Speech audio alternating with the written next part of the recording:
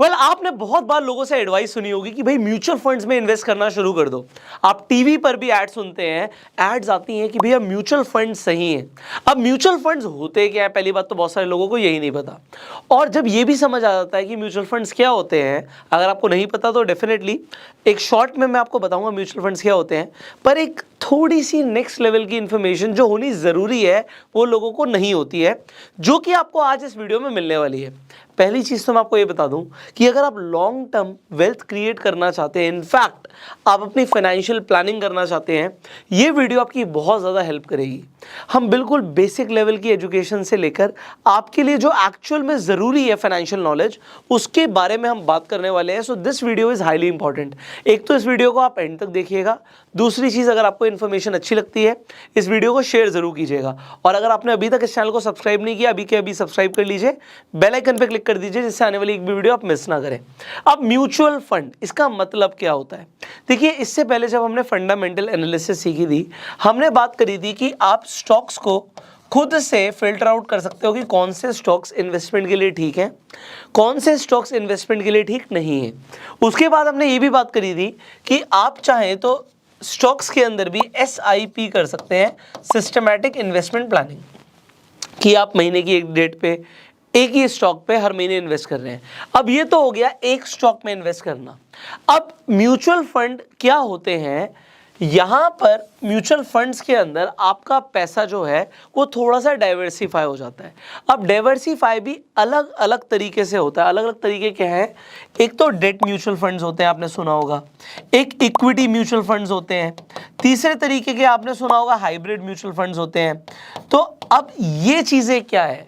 What is debt, equity and hybrid? सबसे पहले एक बार मैं आपको इक्विटी समझा देता हूँ कि एक बार तो मैंने आपको बताया कि एक स्टॉक के अंदर आप SIP कर रहे हैं।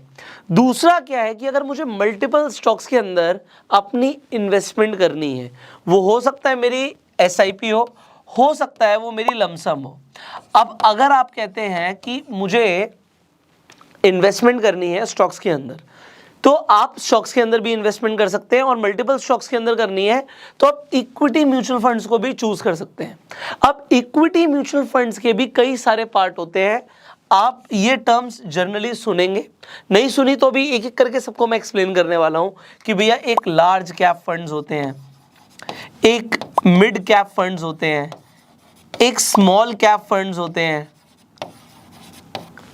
एक आपका मल्टी कैप फंड्स होते हैं, एक आपका फ्लेक्सी कैप फंड्स होते हैं। अब लोग कंफ्यूज बहुत होते हैं, पर मैं आपको बहुत ही आसान लैंग्वेज में एक एक करके सबको समझाने वाला हूं। इनफैक्ट ये डेट और हाइब्रिड क्या होता है ये भी मैं आपको बताऊंगा। अब देखिए, लार्ज कैप फंड्स क्या होते हैं? कैप मतलब होता है मार्केट कैप। उस स्टॉक की, जब भी आप किसी स्टॉक में इन्वेस्टमेंट करते हैं, आप मार्केट कैप देखते हैं। अब मैंने आपको एग्जाम्पल के लिए बताया था, इंडिया के अंदर दो इंडेक्स हैं, NSE BSE। NSE की टॉप 50 कंपनी से मिलकर बना है निफ्टी। तो निफ्टी के अंदर जो टॉप 50 कंपनीज हैं वो किस बेसिस पर है? जिनका मार्केट कैप सबसे ऊपर है। अब लार्ज कैप कंपनीज बेसिकली कौन सी कंपनीज हो गई? आप कह सकते हो सिंपली वो कंपनीज हो गई इंडिया की top 100 companies by their market cap. तो अब बहुत सारे लोग बोलेंगे कि भैया हमें लार्ज कैप फंड में इन्वेस्ट करना है। अब अगर कोई म्यूचुअल फंड, अभी म्यूचुअल फंड क्या होता है? अभी ये आपको समझ आ गया, मल्टीपल जगह पे इन्वेस्टमेंट हो रही है, पर इसके अंदर इन्वेस्टमेंट किस तरीके से होती है? आप किसी स्टॉक को डायरेक्टली पैसा नहीं दे रहे। अब आप क्या करते हो, यहाँ पर एक कंपनी होती है जिसे हम AMC बोलते हैं, एसेट मैनेजमेंट कंपनी। सिंपल सी AMC का मतलब ये होता है, और ये अपना एक फंड शुरू करती है जिसे हम म्यूचुअल फंड बोलते हैं। अब इस फंड का एक मैनेजर होता है जो कि एक पढ़ा लिखा इंसान होता है, और उनका एक अच्छा खासा एक्सपीरियंस और ट्रैक रिकॉर्ड होता है, और इनके पास एक अच्छी टीम भी होती है। अब इस कंपनी की पहले आपको ये समझना ज़रूरी है, आपकी कमाई तो बाद में होगी, पहले आपको ये समझना है इस AMC की कमाई कैसे होती है। हर कंपनी, आप बड़ी बड़ी कंपनीज की बात कर लीजिए, आप SBI की बात कर लीजिए, आप कोटक की बात कर लीजिए, आप ICICI की बात कर लीजिए, आप क्वांट की बात कर लीजिए, ऐसी मार्केट में बहुत सारी कंपनीज हैं जो अपनी अलग अलग म्यूचुअल फंड्स रन कर रही हैं।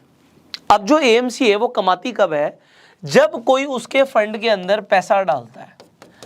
अब आप भी किसी म्यूचुअल फंड में पैसा लगाएंगे तो आप क्यों लगाएंगे, ये इंपॉर्टेंट है। और आप जब पैसा लगाएंगे इस AMC को क्या मिलना है, ये AMC 0% से लेकर, 0 तो कोई नहीं करता बट एक एग्जांपल की बात है, 0% से लेकर 2% की फीस चार्ज करती है। अब ये फीस का क्या मतलब है, इसका मतलब ये है अब अगर आपने किसी AMC को 1 लाख रुपया दिया तो अगर किसी ने 2% काट लिए तो इन्वेस्टमेंट कितने की हुई, 98,000 की हुई, और ये 2,000 रुपये किसके हो गए, ये AMC के हो गए। अब आप अकेले तो हो नहीं जिसने 1 लाख रुपए लगाया होगा, मान लेते हैं उस AMC के पास ऐसे 10,000 लोग हैं, तो आप उसकी कमाई समझ सकते हैं 10,000 इंटू 2,000, क्योंकि इन फंड मैनेजर्स की सैलरी निकलनी है, AMC को भी कमाना है, तो उनका मेन पर्पस क्या है कि आपको रिटर्न तो देंगे जो देंगे, बट उन्हें आपसे ये फीस चार्ज करनी होती है। अब 2% बहुत हायर साइड पे है, आप ज़्यादातर केस में देखोगे 1% के आसपास की फीस चल रही है, तो 1% से कम हो सकता है अच्छी हो, कभी कभी ये ज़्यादा भी ठीक हो सकती है। इसके ऊपर हम डेफिनेटली अभी बात करने वाले हैं, एनालिसिस करने वाले हैं, पर आपको ये समझना ज़रूरी था कि जब आप म्यूचुअल फंड में इन्वेस्टमेंट करते हो, आप AMC को पैसा देते हो, और AMC को जब आप पैसा देते हो तो आपका एक म्यूचुअल फंड के अंदर पैसा लगता है जो कि एक म्यूचुअल फंड मैनेजर से संभाल रहा है, देख रहा है। अब क्योंकि ये एक्सपीरियंस लोग होते हैं, इन्हें पता है कि पैसा कहाँ लगाना है। अब जब हम लार्ज कैप की बात कर रहे हैं, देखिए इंडिया के अंदर सेबी है, एमफी है, तो ये बड़ी बड़ी ऑर्गेनाइजेशंस हैं जो कि कंट्रोल करती हैं कि आपका पैसा खराब ना हो, आपके साथ कोई धोखाधड़ी ना हो, बट फिर भी आपको अपना दिमाग लगाना है। अब अपना दिमाग आप कैसे लगाओगे, उसके लिए आप ये वीडियो डेफिनेटली देख रहे हो। आपको आज ये क्लैरिटी मिल जाएगी कि आपको अपने गोल के हिसाब से कहाँ पर इन्वेस्टमेंट करना है म्यूचुअल फंड के अंदर। तो यहाँ पे इक्विटी के अंदर, इक्विटी मतलब स्टॉक मार्केट में आपका पैसा लग रहा है, उसके अंदर लार्ज कैप की मैंने आपको बताई कि जो कंपनीज जिनका मार्केट कैप ज़्यादा है। अब क्योंकि अगर एक फंड आपको स्टार्टिंग में, जैसे स्टॉक मार्केट में कोई स्टॉक लिस्ट होता है तो वो अपना IPO करते हैं, इनिशियल पब्लिक ऑफरिंग, इसी तरीके से NFO होता है म्यूचुअल फंड के केस में, जिसे हम बोलते हैं न्यू फंड ऑफरिंग। सो कोई भी नया फंड आएगा तो वो अपनी न्यू फंड की ऑफरिंग देगा, बट यहाँ पर थोड़ा सा ना अलग है सिस्टम अलग क्या है, जब भी कोई म्यूचुअल फंड आता है तो यहाँ पे म्यूचुअल फंड किस तरीके से काम करता है, जब आप और बहुत सारे लोग म्यूचुअल फंड को पैसा दे देते हैं, AMC को पैसा दे देते हैं, वो आपके बिहाफ पे इन्वेस्टमेंट करते हैं और वो आपको अपने फंड की कुछ यूनिट्स दे देते हैं जिन्हें हम NAV बोलते हैं। अब ये NAV जितनी ऊपर जाएगी उतना हमारा फ़ायदा होगा, पर जब एक म्यूचुअल फंड आके कोई अपना NFO कर रहा है, न्यू फंड ऑफरिंग कर रहा है, तो वो क्या करने वाला है, वो बहुत सारे स्टॉक्स में ही तो पैसा लगाएगा और कुछ टाइम बाद जाके उसकी कुछ ग्रोथ आएगी। सो मेरे हिसाब से it is senseless to invest in NFOs। आपको बहुत सारे म्यूचुअल फंड डिस्ट्रीब्यूटर्स आगे गाइड करेंगे कि भैया NFO में पैसा लगा दो, NFO आ रहा है, NFO आ रहा है, बट उससे होगा क्या, आज आपको जो भी यूनिट्स अलॉट होने वाले हैं कितना % ग्रोथ आ जाएगी उसमें, तो अभी उस फंड को परफॉर्म तो करने दो, जब तक तो कुछ बहुत ही ज़बरदस्त नहीं है। मैं नहीं कह रहा हर बार NFO में इन्वेस्ट करना गलत है, पर ज़्यादातर टाइम इट इज सेंसलेस, क्योंकि आप ऑलरेडी कोई अच्छा म्यूचुअल फंड मार्केट में चल रहा है, उसका ट्रैक रिकॉर्ड देखकर, बहुत सारी और चीज़ें देखकर भी उसमें इन्वेस्ट कर सकते हो। तो चॉइस आपकी है, देखो पैसा आपका है, मेरा पर्पस है सिर्फ गाइड करना। सो ये NFO आपको समझाना ज़रूरी था। अब लार्ज कैप म्यूचुअल फंड के अंदर जैसे कि गाइडलाइंस होती हैं म्यूचुअल फंड कंपनीज के ऊपर कि आपको एक परसेंटेज, एक सर्टेन %, एग्जांपल लार्ज कैप है तो आपका मेजॉरिटी पैसा, एग्जांपल के लिए 70-80% पैसा आपका सिर्फ लार्ज कैप कंपनीज में लगेगा, सिर्फ 20% पैसा आप कहीं और लगा सकते हो। सिमिलरली मिड कैप क्या हो गया, मिड कैप कंपनीज जिनकी मार्केट कैप लार्ज कैप से थोड़ी सी कम है और थोड़ी सी और कम हो जाए तो स्मॉल कैप। अब एक एग्जांपल मैं देता हूँ, लोगों को बड़ा पसंद आता है कि जो लार्ज कैप कंपनीज है ना, वो हाथी हैं, ये अपनी हाथी की चाल चलती है, कहीं नहीं जाने वाली।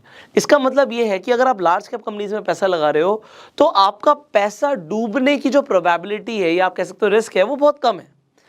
इसके बाद जो मिड कैप कंपनीज आ जाती हैं, मिड कैप का मतलब क्या है, जिनका मार्केट कैप लार्ज कैप से कम है, यहां पर ये आ जाती हैं ऊंट। अब ऊंट जो होता है वो हाथी से तो तेज भाग सकता है, इसका मतलब है कि मिड कैप के अंदर प्रोबेबिलिटी है या चांसेस होते हैं कि वो लार्ज कैप की रिटर्न्स को आउट परफॉर्म कर सकते हैं।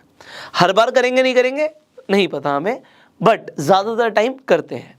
और इसके बाद स्मॉल कैप आ जाता है। अब आप कहोगे स्मॉल कैप में तो भैया घोड़े आ गए, सारा पैसा इसमें लगा देते हैं, पर यहाँ पर घोड़ों के साथ कुछ गधे भी होते हैं।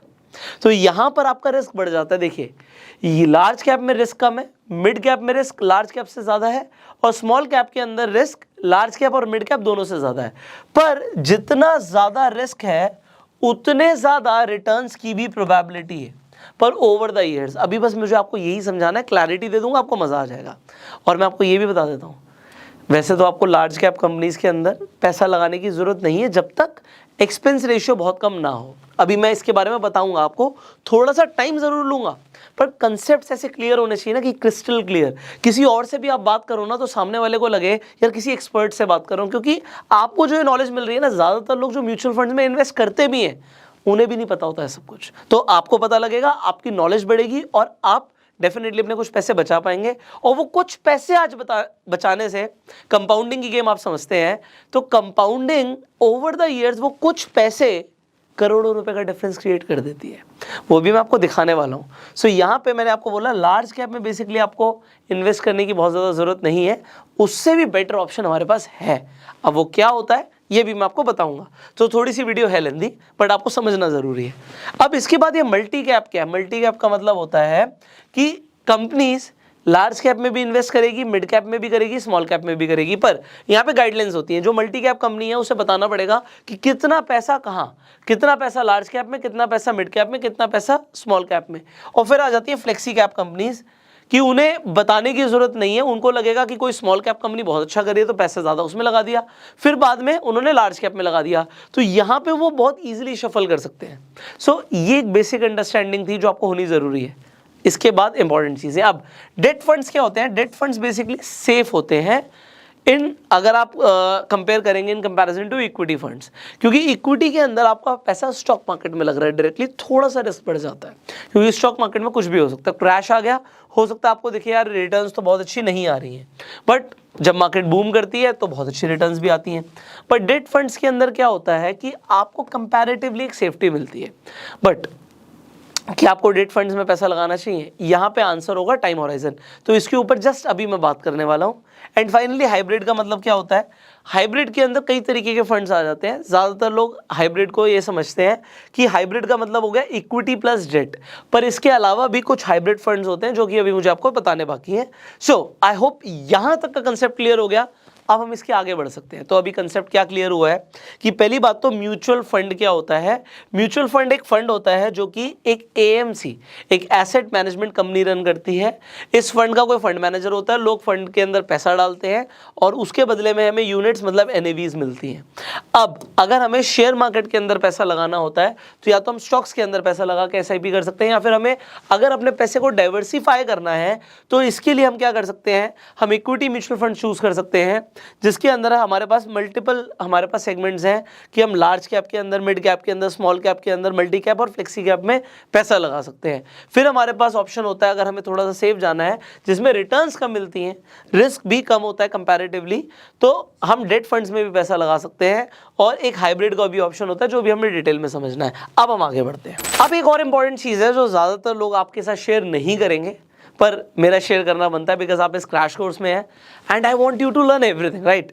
सो अभी एक्सपेंस रेशियो के ऊपर बहुत सारे लोग बात करते हैं, हमने भी बात करी कि भैया 0 से लेकर 2% तक कुछ भी हो सकता है, पर एक और चीज़ होती है जिससे एएमसी पैसा कमाती हैं और अगर आपको नहीं पता तो आपको नुकसान हो सकता है, and that is exit load.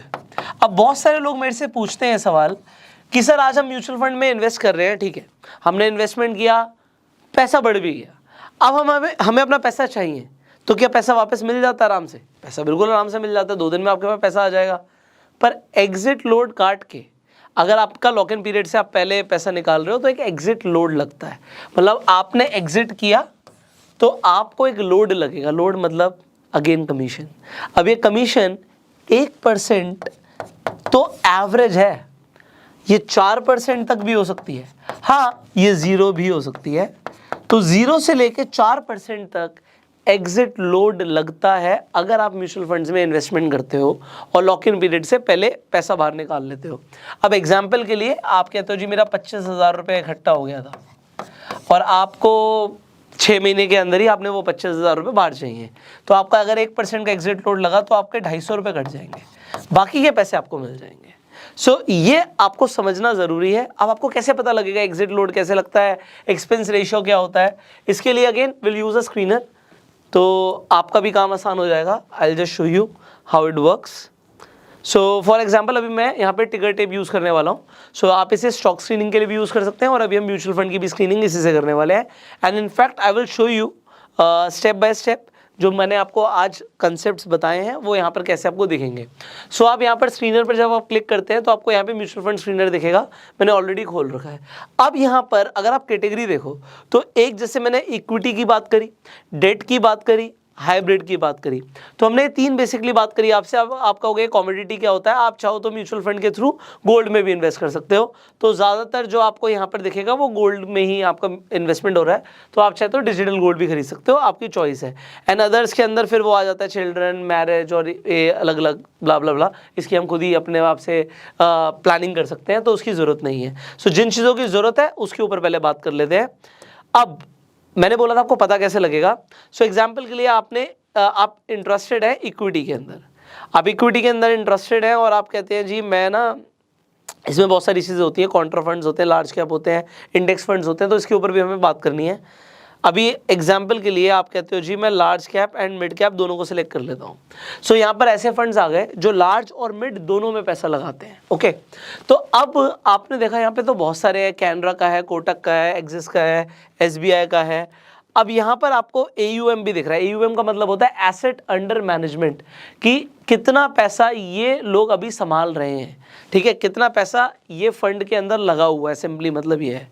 इसके बाद CAGR, compounded annual growth rate क्या है, तो ये हमें बताता है कि कितने % रिटर्न इसने दिया है ईयर ऑन ईयर। तो 3 साल का आपको एग्जाम्पल के लिए कोटक के केस में 21% का दिख रहा है।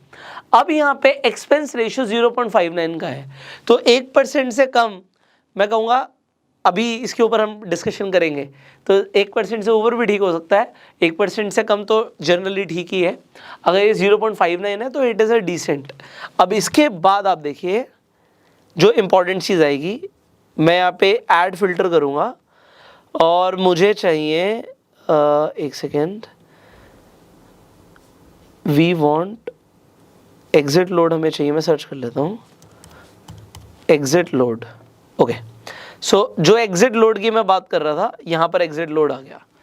अब आपको एग्जिट लोड देखना ज़रूरी है कि अगर आप किसी फंड में एंट्री कर रहे हो, डेफिनेटली होराइजन तो अभी हम बात करेंगे, बट यहाँ पर आप देखिए, आपने एग्जांपल के लिए कोटक इक्विटी फंड के अंदर पैसा लगा दिया, एग्जिट लोड 1% का। अब आप एक फंड देखते हो जो कि SBI का है, large and mid cap fund, जिसके अंदर एग्जिट लोड सिर्फ 0.10 है, तो यहाँ पर आपको एग्जिट लोड कम लग रहा है, एक्सपेंस रेशियो इसका ज़्यादा है, तो मतलब कंपनी ने तो कमाना है, उसने यहाँ से कमाना हो, वहाँ से कमाना हो, तो ये भी देखना ज़रूरी है।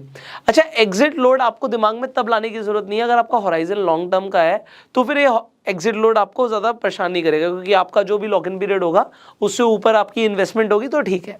तो ये एक बेसिक चीज़ थी जो मुझे आपको दिखानी ज़रूरी थी कि एग्जिट लोड भी लगता है। और अगर आपको भरोसा नहीं हो रहा मेरी बात पर, तो मैं यहाँ पर आपको दिखाता हूँ। एग्जाम्पल के लिए मैं अभी इक्विटी सेलेक्ट कर लेता हूँ और एग्जिट लोड आप देखिए। So there are companies which charge about 2% on exit load, and if I select even further, तो एग्जिट लोड 4% का भी होता है, तो 4% का एग्जिट लोड लगेगा। एक्सपेंस रेशियो 1.28, तो कंपनीज तो कमा ही रही हैं, फिर वो रिटर्न भी जो भी आपको प्रोड्यूस करके दे रही हैं वो आप देख सकते हो। सो ये देखना ज़रूरी है, इसके लिए मैंने बोला आप स्क्रीनर को यूज़ कर सकते हैं। अब हमें समझना था, यहाँ पे बहुत सारे हैं तो कंफ्यूज नहीं होना, जो चीज़ें बताई आपको वो इंपॉर्टेंट है। एक इंडेक्स फंड्स बताने आपको ज़रूरी हैं। हमने एक थोड़ा सा आपको हाइब्रिड भी दिखाना था कि what is this hybrid all about, ये हाइब्रिड क्या होता है। तो हाइब्रिड के अंदर आपको जैसे यहाँ पर दिख रहा होगा कि आपको आर्बिट्राज फंड्स मिलते हैं। आर्बिट्राज बेसिकली क्या होता है कि हम ना प्राइस डिफरेंस का फ़ायदा उठाते हैं। अब ये प्राइस डिफरेंस का फ़ायदा क्या है, एग्जाम्पल के लिए आप रिलायंस का शेयर देखते हो, NSE पर भी है, BSE पर भी है, बट NSE और BSE पर आपको कभी दिखेगा यार 50 पैसे का फ़र्क आ रहा है, सिर्फ 50 पैसे का, तो आपके लिए वो 50 पैसे ज़्यादा नहीं है, बट जब हज़ारों करोड़ से ट्रांजेक्शन हो रही हैं तो वो 50 पैसे से भी लाखों करोड़ों रुपए कमाए जाते हैं। तो ये आर्बिट्राज का मतलब ये होता है। मल्टी एसेट एलोकेशन का मतलब होता है कि हम एक जगह पैसा नहीं लगा रहे, मल्टीपल एसेट्स के अंदर लगा रहे हैं, कैपिटल प्रोटेक्शन ये सब बेकार है। तो मैं इसके ऊपर ज़्यादा चर्चा क्यों नहीं कर रहा, क्योंकि आपको हाइब्रिड में पैसा नहीं लगाना है। तो मेरा मुद्दा ये था। अब करना क्या है, कैसे करना है, उसके ऊपर हम बात कर लेते हैं। What you have to do. So सबसे पहले आपको यहाँ पर समझना पड़ेगा भाई, पहली बात तो आप जब भी इन्वेस्ट करेंगे सबसे पहले आपको अपने आप से सवाल पूछना है कि मैं कितने टाइम के लिए इन्वेस्ट करना चाह रहा हूँ।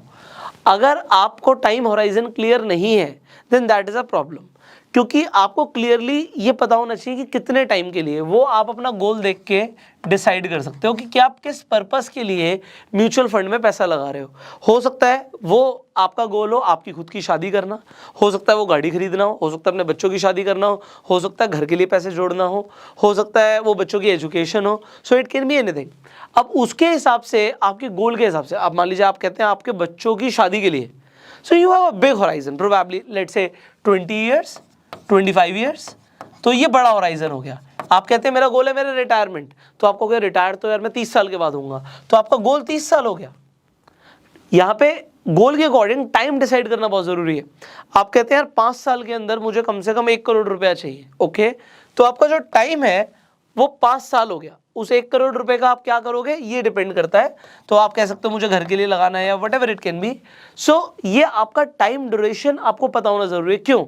क्योंकि टाइम से बहुत कुछ बदल जाता है मेरे भाई। ये वक्त जो है ना, ये कंपाउंडिंग के लिए सबसे बड़ी चीज़ है। इसके बाद आता है रिटर्न्स। तो लोग रिटर्न्स की बहुत बात करते हैं कि कितना रिटर्न्स मिलेंगे। मैं कहता हूँ कितने टाइम के लिए पैसा लगाओगे। तो आप जितने टाइम के लिए इन्वेस्ट करने वाले हो उससे बहुत बड़ा फर्क पड़ने वाला है। एंड फाइनली हमें रिस्क तो देखना ही है। अब मैं आपको एक चीज़ बताता हूँ, जितने लॉन्ग टर्म के लिए जाओगे मैं आपको एक बात यहाँ पे बताना चाहूँगा, आपको कुछ नहीं आता, you have zero knowledge let's say. मैं कहता हूँ आप आंख बंद करके किसी भी म्यूचुअल फंड में पैसा लगा देते हो, आपको कुछ नहीं पता। अगर आपका टाइम होराइजन ज़्यादा है तो हर म्यूचुअल फंड आपको पैसा कमा के देगा। हर म्यूचुअल फंड में पैसा बनता है, ऐसा कोई म्यूचुअल फंड नहीं है इसमें पैसा नहीं बनता। अब वो हम अभी इक्विटी की बात कर रहे हैं, आप अगर डेट म्यूचुअल फंड्स की भी बात करोगे, डेट में तो आपको शॉर्ट ड्यूरेशन में भी पैसा बनता है। सो डेट पे भी मैं फोकस नहीं हूँ ज़्यादा, क्योंकि आपके जो गोल्स मीट कराने हैं वो यहीं से हो जाएंगे। तो डेट आप बेसिकली तब कंसीडर करना जब आपका टाइम होराइजन 2 साल के आसपास का हो। अगर आपका टाइम होराइजन 2 साल से ज़्यादा है ना तो सिर्फ इक्विटी, और 2 साल से कम है तो आपके पास और भी ऑप्शंस होते हैं। तो debt mutual funds only then you consider, otherwise you consider equity. अब अगर आप इक्विटी पे फोकस्ड हो और आपका टाइम होराइजन 2 साल से ज़्यादा का है, तो अब हमें बात समझनी है 2 साल से ज़्यादा आप क्या चाह रहे हो। आप कितना टाइम हो गया, टाइम क्लियर हो गया, 2 साल से ज़्यादा कुछ भी आप बोल सकते हो, 2 हो गया, 5 हो गया, 10 हो गया, 20 हो गया, 30 हो गया। उसके बाद रिटर्न्स और रिस्क, इन 3 चीज़ों के ऊपर ही हमारी पूरी म्यूचुअल फंड इन्वेस्टमेंट डिपेंड करती है। तो अगर मेरा टाइम ज़्यादा होगा तो मैं ज़्यादा रिस्क ले सकता हूँ, और मेरा टाइम कम होगा तो मैं कम रिस्क ले सकता हूँ। अगर आपको इतनी सी बात समझ आ गई ना, अभी हम आगे बढ़ने वाले हैं। मैंने बोला अगर मेरे पास टाइम ज़्यादा है, तो ज़्यादा का मतलब क्या है? ज़्यादा का मतलब है 5 साल से ज़्यादा। अब 5 साल से ज़्यादा होता है और 5 साल से कम कम होता है, आप इतना समझ लो। अगर आपके पास 5 साल से ज़्यादा का टाइम होराइजन है तो आप रिस्क ज़्यादा ले सकते हो मेरे भाई। और अगर आप ज़्यादा रिस्क ले सकते हो तो आप कहाँ पे इन्वेस्ट कर सकते हो, अब आप देखते जाइए। अगर आपके पास टाइम होराइजन ज़्यादा है तो आप लार्ज कैप में इन्वेस्ट मत करो। अगर आपका 3 से 5 साल का टाइम होराइजन है, आप मिड कैप चूज कर लो, और 5 साल से ऊपर है then these 3 options are for you.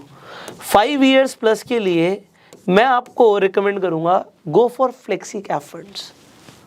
अगर आपके पास 5 साल से ज़्यादा का टाइम ड्यूरेशन है, फ्लेक्सी कैप फंड्स आपके लिए बहुत बढ़िया हैं। और प्लस अपनी सेफ्टी बढ़ानी हो तो फिर मैं आपको इंडेक्स फंड्स भी रिकमेंड कर दूंगा। अब ये इंडेक्स फंड्स क्या होते हैं जल्दी से समझते हैं। देखिए हमें ना 2 चीज़ें समझनी है।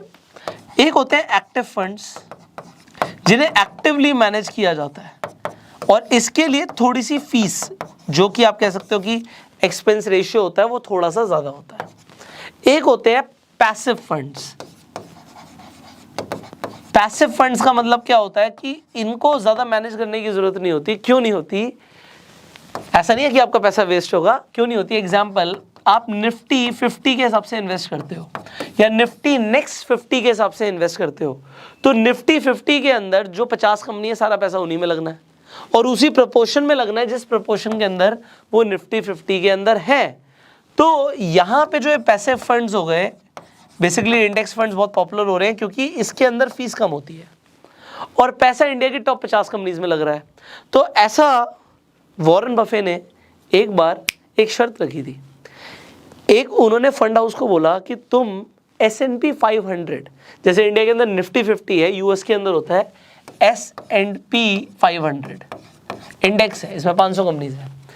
तुम कुछ कर लो, तुम S&P 500 की रिटर्न्स को बीट नहीं कर सकते। अब ये जो शर्त लगी, इसका रिजल्ट ये आया कि Warren Buffett was right. Index की रिटर्न्स ने एक्टिवली मैनेज फंड की रिटर्न को बीट कर दिया। तो इंडेक्स के अंदर रिटर्न्स अच्छी मिलती हैं।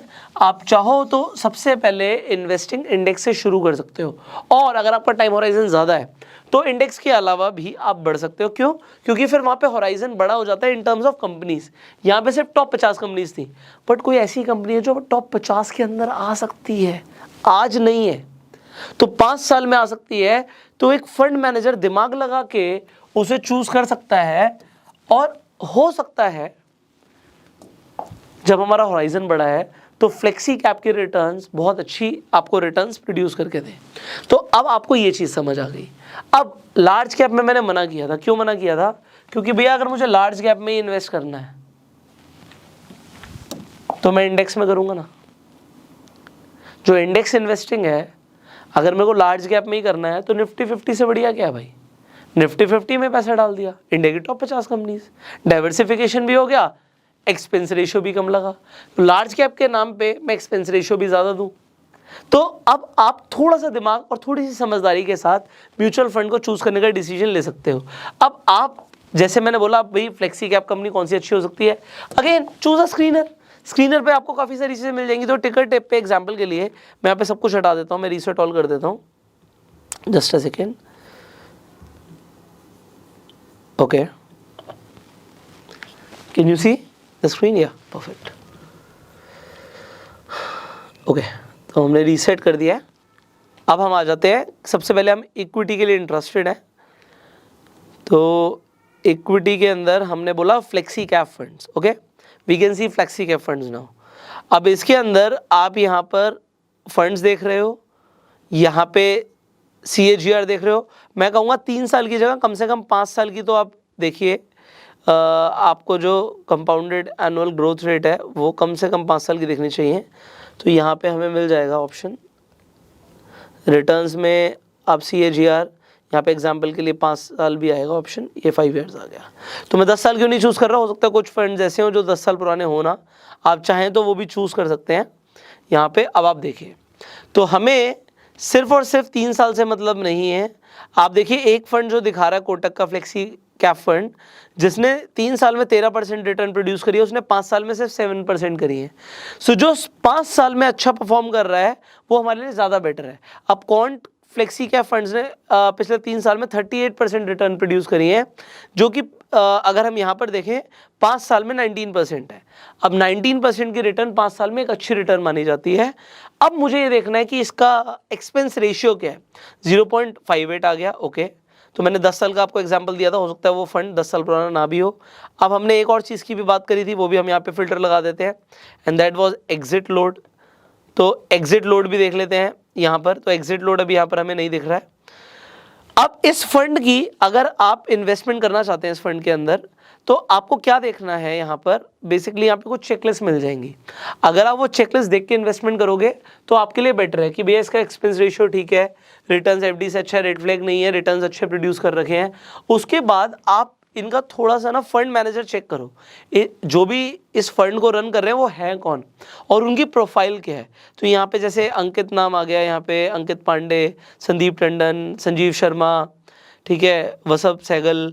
तो इनका AUM कितना है? 11,000 करोड़ मैनेज कर रहे हैं आदमी, 1400 करोड़ रुपए मैनेज कर रहे हैं, ऑलमोस्ट 10,000 करोड़, 11,000 करोड़। तो ये बहुत बड़ा अमाउंट को मैनेज कर रहे हैं।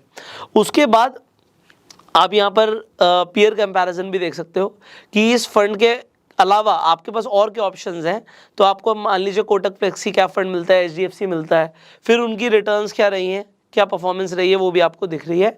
सो you can do a peer comparison and then you can decide कि आपको कहाँ पर इन्वेस्टमेंट करना है। सो बेसिकली मैंने एक एग्जांपल दिया, this is not any advice कि आप इस फंड में पैसा लगाओ, अपनी एनालिसिस के बाद ही आप पैसा लगाना। आप जब भी आपको इन्वेस्ट करना है, आप कैसे करोगे म्यूचुअल फंड में इन्वेस्टमेंट? आप सिंपली अपने डीमेट अकाउंट से कर सकते हो। मैंने आपको बताया हुआ, आप अपस्टॉक्स पर जाके अपना फ्री में डीमेट अकाउंट खुलवा सकते हो, लिंक डिस्क्रिप्शन कमेंट बॉक्स में है। तो एग्जांपल के लिए अपस्टॉक्स पर जब आप डिस्कवर पर जाते हो, आपको म्यूचुअल फंड दिखता है।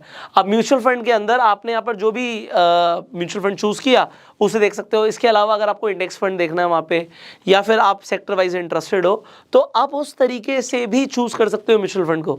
एंड जो भी फंड आ रहा है उसको आप सर्च करके you can invest their. So example के लिए हमने यहाँ पे बात ही करी थी, तो अगर आप पीयर कंपैरिजन की भी बात करते हो तो यू कैन चेक कि भाई मुझे कौन की जगह कोटक को भी एक बार चेक करना है। So you can definitely go ahead with Kotak. आप यहाँ पे कोटक का भी चेक कर सकते हो कि भाई इसका यहाँ पे इन्वेस्टमेंट चेकलिस्ट क्या है, रिटर्न्स क्या है, एक्सपेंस रेशियो क्या है, एंड कोई रेड फ्लैग तो नहीं है। सो आप, जैसे मैंने बताया कि आप खुद से अपने म्यूचुअल फंड इन्वेस्टमेंट कर सकते हो, तो इसके लिए आपको किसी की जरूरत नहीं है। अब देखिए क्या है, यहाँ पर एक और कंसेप्ट है, वो भी मैं आपको जल्दी से समझा देता हूँ। कुछ लोग कहते हैं एसआईपी करें या लमसम इन्वेस्टमेंट करें। अब यहाँ पर एक चीज़ आपको अपने आप से पूछनी है। पहली बात तो आप डेफिनेटली मार्केट को देखो। एसआईपी जब आप कर रहे हो तो आप मार्केट वॉलेटिलिटी से प्रोटेक्टेड हो, बट आप लमसम तब कर सकते हो जब आपको लगे यार बाजार तो बहुत ही ज़्यादा टूटा हुआ है। अगर बाजार बहुत ज़्यादा टूटा हुआ है, एग्जांपल आपने कोरोना वायरस के टाइम पे देखा बाजार बहुत ज़्यादा टूटा हुआ है, आपने उठा के, आपके पास एग्जांपल 5 लाख रुपए थे, आपने उठा के डाल दिया, यार मुझे इस 5 लाख की आज ज़रूरत नहीं है, बट ओवर द ईयर्स मुझे पता है अच्छी रिटर्न्स मिलेंगी क्योंकि बाजार आज बहुत ज़्यादा टूटा हुआ है। उस टाइम पे एसआईपी से ज़्यादा फायदा लमसम का हो जाएगा। अब इसके लिए एग्जाम्पल, क्योंकि हम एसआईपी का ले रहे हैं, मैं एक आपके लिए यहाँ पर एक एसआईपी कैलकुलेटर भी खोल देता हूँ। सो अपस्टॉक्स पर ही जाके जब आप अपना अकाउंट खुलवा लेंगे, लिंक डिस्क्रिप्शन कमेंट बॉक्स में डाल दूंगा मैं अपस्टॉक्स का, अगर आपके पास अभी तक डीमेट अकाउंट नहीं है अपस्टॉक्स पर, सो you can open your free demat account. यहाँ पे मैं अपस्टॉक्स को क्यों रिकमेंड कर रहा हूँ, क्योंकि इनकी कोई भी एनुअल मेंटेनेंस फीस भी नहीं होती। कई बार लोग कहते हैं कि अभी हमने कहीं अकाउंट खुलवाया था और वहाँ पर मेरे को एनुअल मेंटेनेंस फीस लग रही है बहुत ज़्यादा, तो अपस्टॉक्स का सबसे बड़ा फायदा क्या है, फ्री में अकाउंट खुलता है और कभी लाइफ टाइम कोई फीस नहीं ली जाती। So this is a very good broker, क्योंकि डिस्काउंट ब्रोकर्स भी, इनकी फीस भी कम होती है। सो यहाँ पर मैंने एग्जांपल लिया हुआ है, किसी ने 5 लाख रुपए इन्वेस्ट कर दिया एक बार में, और एक्सपेक्टेड रिटर्न्स हमने उसकी लगा दी भाई 15%, कि ओवर द ईयर्स उसे 15% आएगा। आप फ्लेक्सी कैप फंड्स में जाके देख सकते हो कि 15% के से ज़्यादा भी रिटर्न्स कई फंड्स ने दिए, बट हम एक मॉडरेट रिटर्न 15% लेके चलते हैं, निफ्टी ने भी दी है तो इंडेक्स से भी मिल जाएगी वो, और उसने इन्वेस्ट करके भूल गया वो। तो यहाँ पर अगर मान लीजिए उसने अपने फ्यूचर के लिए, रिटायरमेंट के लिए, बच्चों के लिए इन्वेस्टमेंट कर दी और उसने 30 साल के लिए इन्वेस्टमेंट कर दी, तो उसका 5 लाख रुपए एक ही बार इन्वेस्ट किया, इन्वेस्ट करके भूल गया, वो कितना पैसा हो जाएगा? यहाँ पर आप देख सकते हो 3,31,00,000 रुपए। और अगर 1% की रिटर्न से क्या होता है, जादू देखना चाहोगे? 15 की जगह अगर 16% की रिटर्न मिलती तो सीधा 1 करोड़ रुपए की जंप है, वो 4 करोड़ हो गया। और यहाँ पर अगर आपकी सिलेक्शन अच्छी है और 18% की रिटर्न अगर आपको मिल गई CAGR, तो कंपाउंडिंग का जादू ये है कि 5,07 करोड़ रुपए हो सकते हैं। सो मार्केट अगर बहुत ज़्यादा आपको गिरती हुई दिखती है, you can go for lump sum. And अगर आपको लगता नहीं यार हर महीने मेरी सैलरी आती है और मैं एक एग्जाम्पल के लिए कोई भी अमाउंट, आप कहते हो जी मैं 5,000 रुपये हर महीने इन्वेस्ट कर सकता हूँ, अब वो 500 भी हो सकता है, मैं 500 का भी दिखाऊंगा आपको, तो जादू ये दिखेगा कि 500 रुपये भी हर महीने इन्वेस्ट करके अगर आपको 18% की रिटर्न मिल गई, आपने एग्रेसिवली इन्वेस्ट कर रहे हो, आपने स्मॉल कैप फंड्स में इन्वेस्ट किया, 18% से ज़्यादा भी मिल सकती है, मैं आपको दिखा सकता हूँ अभी। तो यहाँ पे 71 लाख रुपीज़ होता है वो। तो 500 रुपया जो आज की डेट में आपको लगता है अरे क्या ही है, एक बर्गर पिज़्ज़ा में निकल गया, वो 71 लाख रुपीज़ बन सकता है अगर आज से आप ये डिसीजन लो इन्वेस्ट करने का। And if you are thinking about a future, see if you actively invest in an SIP, example के लिए 5,000 रुपये, तो वो अगेन 7 करोड़ की रकम है। अब यहाँ पे हमने इन्फ्लेशन एडजस्ट नहीं किया, इसका मतलब ये है कि डेफिनेटली यार 7 करोड़ रुपए मिलेगा भी तो 30 साल के बाद, होगा भी तो 30 साल के बाद, तो 30 साल के बाद 7 करोड़ रुपया आज का 7 करोड़ नहीं होगा, हो सकता है वो आज का आपको कम दिखे क्योंकि इन्फ्लेशन एडजस्ट होगा, बट फिर भी ये बहुत बड़ा अमाउंट होगा क्योंकि आप तो हर महीने 5-5 हज़ार करके जमा करते गए ना। कोई इंसान का भी 5,000 छोड़ो मैं 2,000 कर सकता हूँ, तो 2,000 ही सही है यार। 2,000 रुपए की इन्वेस्टमेंट भी 2 करोड़ ऑलमोस्ट 3 करोड़ होती है। आप देखो 2 करोड़ 86 लाख सही है। अगर आप आज से इन्वेस्टमेंट शुरू करते हो तो और यहाँ पर एक हमने वीडियो बनाया था, अगर आपने नहीं देखा तो एक फाइनेंशियल एजुकेशन के ऊपर बहुत अच्छा वीडियो है कि आप जितना लेट शुरू करते हो उतना पीछे रह जाते हो। आई बटन पे लिंक, आप जाके ज़रूर देखिएगा कि अमीर लोग अमीर क्यों बन रहे हैं। So it is a very interesting video. Finally I hope आपको इस सीरीज़ में बहुत मज़ा आ रहा होगा, बहुत कुछ सीखने को मिल रहा होगा। म्यूचुअल फंड्स को समझाने की मैंने काफ़ी कोशिश करी आज आपको। अब फाइनली अगर आपको ये वीडियो इंटरेस्टिंग लगी, वैल्यूएबल लगी, तो इस वीडियो को शेयर जरूर कीजिएगा। एक और चीज़ है, म्यूचुअल फंड्स के ऊपर हमने एक और वीडियो बनाया हुआ है जिसमें हमने आपकी गोल प्लानिंग भी कराई हुई है। अगर आपको गोल प्लानिंग करनी है, वो वीडियो भी बहुत इंपॉर्टेंट है। आई बटन पे लिंक दे दूंगा, उस वीडियो को भी आप जाकर देख सकते हो। जो आज आपको हाइब्रिड और डेट को अगर आपको डिटेल में समझना था, उसमें मैंने थोड़ा सा ज़्यादा टाइम लिया हुआ, क्योंकि ये क्रैश कोर्स का पार्ट है। थोड़ा टाइम में कम ले सकता था, बट फिर भी वीडियो लंबी बन जाती है क्योंकि बहुत सारी चीज़ें आपके साथ शेयर करने के लिए। सो you can definitely watch that video. अगर आपको गोल प्लानिंग करनी है, go and watch that video, जो आई बटन पे लिंक है। इनफैक्ट मैं एंड स्क्रीन पर भी उसी का आपको लिंक डाल दूंगा, you can see that video. So I hope you enjoyed this video. Share this video, अपना प्यार देने के लिए लाइक कर दीजिए। कुछ सवाल है आप कमेंट्स कीजिए, नेक्स्ट वीडियोस में हम उनका आंसर देने की कोशिश करेंगे। एंड अगर आपके पास अपस्टॉक्स पर अभी तक डीमेट अकाउंट नहीं है, लिंक डिस्क्रिप्शन कमेंट बॉक्स में है। और अगर आपको अपनी खुद से स्क्रीनिंग करनी है, चूज करना है right mutual fund, you can use Tickertape. Tickertape का भी लिंक डिस्क्रिप्शन कमेंट बॉक्स में है। So I will see in the next video. Till that time you go self made. एक bonus tip भी दे ही देता हूं मैं आपको जाते जाते। कई लोग ना आपको बोलेंगे, सर आप ना फंड ऑफ फंड में पैसा लगा लो। म्यूचुअल फंड तो बहुत लोग बेच रहे हैं मार्केट में। अब ये फंड ऑफ फंड क्या होता है आपको कंफ्यूजिंग लगेगा, बट वो आपको पता है कैसे एक्सप्लेन करेंगे। फंड ऑफ फंड का मतलब सर क्या है कि आप एक म्यूचुअल फंड में क्यों पैसा लगा रहे हो, आप 5 म्यूचुअल फंड में पैसा लगा सकते हो। तो कहीं तो अच्छी रिटर्न्स मिलेगी, तो आपको रिटर्न्स बहुत अच्छी मिलेंगी। उस इंसान को बोलना, भैया घड़ा मूर्ख बना रहे हो आप हमें। पहले तो वो 5 जो म्यूचुअल फंड्स हैं उनका भी एक्सपेंस रेशियो होगा, अब आपने सीख लिया ना। और फिर अब इस फंड ऑफ फंड का भी एक्सपेंस रेशियो दूं मैं, दो बार एक्सपेंस रेशियो। क्या बात है। आप मेरी वीडियो शेयर कर देना, आपको भी समझ आ गया होगा कि कैसे इन्वेस्टमेंट करना है, और उन्हें भी समझ आ जाएगा कि अब आप लोग मूर्ख नहीं बनेंगे।